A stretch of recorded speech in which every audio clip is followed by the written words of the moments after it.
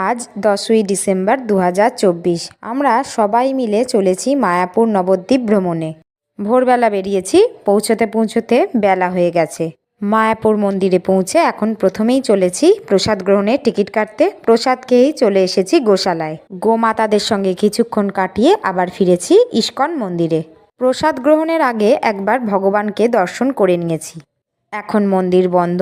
তিলক পরে আমরা সবাই চলেছি নবদ্বীপের উদ্দেশ্যে। টোটো থেকে নেবে আমরা এখন টিকিট কেটে এগিয়ে চলেছি ফেরিঘাটের দিকে। ভেসেলে উঠে পড়েছি।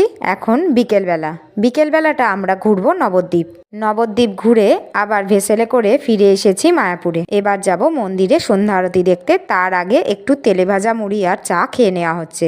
বাচ্চারা হাওয়াই মিঠাই খেতে ব্যস্ত।